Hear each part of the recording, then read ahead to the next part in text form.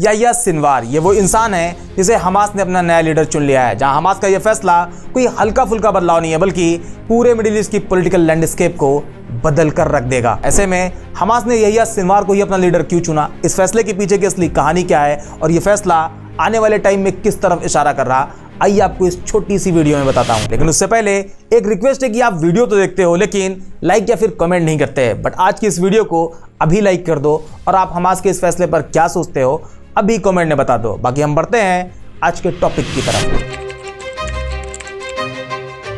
31 जुलाई को Iran Tehran में Hamas leader Ismail हानिया की मौत हमास के लिए एक बहुत बड़ा झटका था। हमास जिस तेहरान को अपने लिए सबसे सेफ लोकेशन समझता था, उसी जगह हानिया की मौत उनके लिए एक बड़ी प्रॉब्लम बन गई। हानिया की मौत ने हमास को एक क्रूशियल मोमेंट पर लाकर खड़ा कर दिया, क्योंकि हानिया की मौत एक ऐसे टाइम पर हुई जब गाजा की आम पब्लिक इजराइल के डेडली अटैक का सामना कर रही थी। लोग परेशान हैं, उनके घरों को तबाह किया जा रहा, खाने पीने के लिए चीजें अवेलेबल नहीं है, हॉस्पिटल स्कूल जैसी बिल्डिंग्स पर बम बरसाए जा रहे हैं। जहां इन सारी चीजों की वजह से गाजा के लोग अपनी लीडरशिप पर भी सवाल खड़े कर रहे हैं। ऐसे में हमास लीडर इस्माइल हानिया की मौत के तुरंत बाद एक नए लीडर की जरूरत थी जो न सिर्फ इन चैलेंजेस का सामना करे बल्कि इजराइल के खिलाफ अपनी लड़ाई को भी आगे बढ़ा सके। और इसे देखते हुए हानिया की मौत के तुरंत बाद कतर दोहा में हमास के सभी सीनियर लीडर जमा होते हैं और अपने नए लीडर को चुनने का काम शुरू करते हैं, जहां 2 दिन तक उनकी मीटिंग चलती है और आखिर में याह्या सिनवार को हमास का नया लीडर चुन लिया जाता है। हालांकि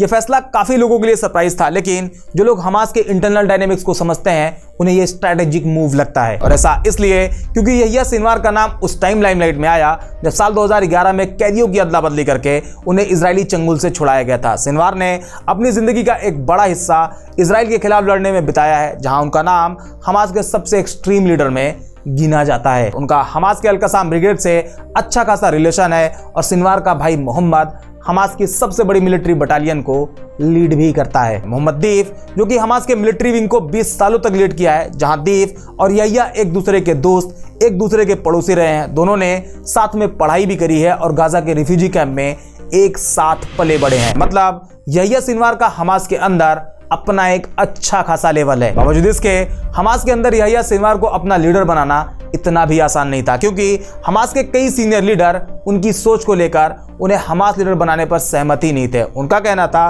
कि हमास के लिए अब किसी मॉडरेट लीडर को चुना जाए। लेकिन आखिर में जब वोटिंग होती है तो याह्या सिनवार को ही सबसे ज्यादा वोट मिलते हैं, जहां याह्या को इलेक्ट करके इजराइल को एक स्ट्रॉन्ग मैसेज दिया जाता है। हालांकि अभी भी हमास के सीनियर ऑफिशियल्स कह रहे हैं कि कई लोग याह्या सिनवार के लीडर बनने पर अभी भी खुश नहीं है। उनका मानना है कि सिनवार हमास के मिलिट्री कमांडर रह चुके हैं और उनके लीडर बनने के बाद सीज फायर को लेकर बातचीत में मुश्किल खड़ी हो सकती है। उनका कहना है कि सिनवार 7 अक्टूबर अटैक को प्लान करने में शामिल थे। यह पॉइंट भी हमास के फेवर में नहीं होगा, ऐसा कुछ ही लोगों का मानना है। लेकिन सिनवार को ज्यादा वोट मिले और उन्हें लीडर चुन लिया गया। ऐसे में यह भी समझना जरूरी है कि सिनवार को लीडर बनाना हमास के लिए एक इंपॉर्टेंट मूव भी हो सकता है। हमास का यह फैसला इजराइल के लिए एक डायरेक्ट मैसेज है कि अब हमास और भी अग्रेसिव अप्रोच के साथ उनके सामने आने वाला है। वो अपने आर्म स्ट्रगल को फिलहाल अभी कंटिन्यू रखना चाहता है। ऐसे में सिनवार का सिलेक्शन आने वाले टाइम में गाजा और इजराइल के बीच चल रही इस कॉन्फ्लिक्ट को